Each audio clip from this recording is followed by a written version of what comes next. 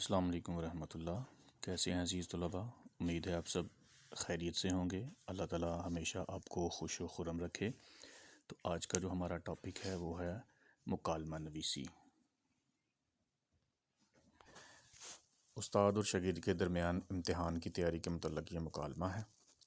سب سے پہلے آپ کو پتہ ہے کہ آداب ہوتا ہے، سلام لی جاتی ہے، حال احوال پوچھا جاتا ہے۔ تو اسی طرح شاگرد جو ہے نا وہ اپنے استاد سے ملنے گیا ہے، تو وہ جا کے کہتا ہے، استاد سے سلام لیتا ہے، السلام علیکم۔ استاد کہتے ہیں وعلیکم السلام، کیسے ہو بیٹا؟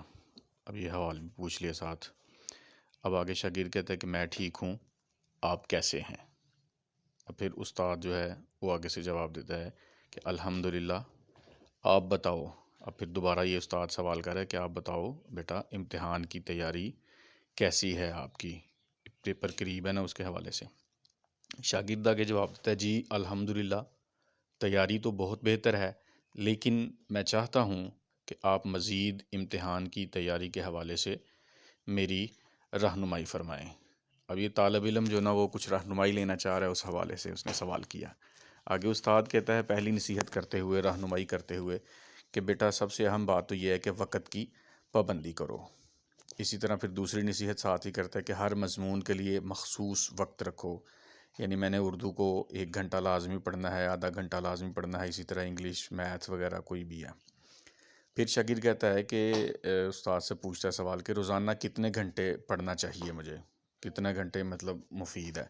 تو استاد کہتا ہے کہ بیٹا کم از کم 4 سے 5 گھنٹے پڑھو، لیکن ساتھ وہ ایک ضروری نصیحت مزید کرتا ہے کہ 4 سے 5 گھنٹے تو پڑھنا ہے، لیکن توجہ کے ساتھ اس کو پڑھنا ہے تاکہ ہر چیز ذہن نشین ہو۔ شاگرد کہتا ہے کہ کچھ الفاظ مشکل لگتے ہیں، پھر کیا کروں اس کا؟ تو استاد کہتا ہے کہ بیٹا جو الفاظ یعنی مشکل لگتے ہیں تو اس کے لیے لغت کا استعمال کرو۔ تو یاد رکھیں، لغت کہتے ہیں ڈکشنری کو، ٹھیک ہے؟ لغت کا مطلب یعنی یہ اردو کا لفظ ہے اور اسے ڈکشنری بولتے ہیں، جو آپ جس میں سے الفاظ کے معنی ڈھونڈے جاتے ہیں، اس لیے نئے الفاظ لکھو، ان کو یاد کرو۔ پھر شاگرد پوچھتا ہے کہ تفصیلی جوابات جو ہے نا وہ یاد نہیں رہتے، یعنی سوال لمبے ہوتے ہیں، لانگ کویسچن جن کو آپ کہتے ہیں، تو وہ یاد نہیں رہتے، تو اس کے لیے کیا کروں؟ تو استاد کہتا ہے کہ جوابات کو نکات میں لکھو، یعنی ان کے اہم جو پوائنٹس ہیں وہ بنا لیا کرو تاکہ جواب لکھنے میں آسانی ہو، تو پھر اس سے یاد کرنا جو ہے نا وہ آسان ہو جائے گا۔ تو یہ بھی ایک اہم ٹپ ہے آپ کے لیے۔ استاد پھر کہتا ہے کہ روزانہ دہرائی کرو، یعنی جو سبق آپ نے یاد کیا ہوا ہے اس کو ڈیلی جو ہے نا ریوائز کیا کرو، پھر پرانی باتیں دوبارہ پڑھو جو کلاس میں سیکھی گئی، سکھائی گئیں، ان کو جو ہے نا دوبارہ ان کا اعادہ کیا کرو، ان کو یاد کیا کرو۔ پھر شاگرد جو ہے وہ سوال کرتا ہے کہ مسلسل پڑھنے سے جو ہے نا وہ ایک تھکن محسوس ہوتی ہے، ظاہر ہے انسان تھک جاتا ہے، تو استاد کہتا ہے کہ وقفہ لو، چہل قدمی کرو یا کوئی سرگرمی کر لو۔ تو شاگرد کہتا ہے کہ شکریہ سر، اب میں بہتر تیاری کروں گا۔ استاد بھی اسے شاباش دیتا ہے کہ اس کے اچھے عزم کی وجہ سے، کہ اس نے ایک اچھا عزم کیا، اچھا ارادہ کیا۔ تو ساتھ ہی کہتے ہیں کہ محنت کرو بیٹا، کامیابی انشاءاللہ تمہاری ہی ہوگی۔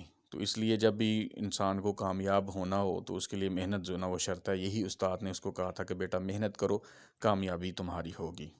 یہاں پر مکالمہ جو ہے نا وہ اختتام کو پہنچتا ہے، تو شاگرد کہتا ہے کہ اب مجھے اجازت دیجیے۔ آپ اس کو لکھ سکتے ہیں کہ چونکہ میں اب چلنا چاہوں گا، وقت کافی ہو گیا، یہاں جا کے امتحان کی تیاری کروں، اللہ حافظ۔ استاد کہتا ہے ٹھیک ہے بیٹا، اللہ حافظ۔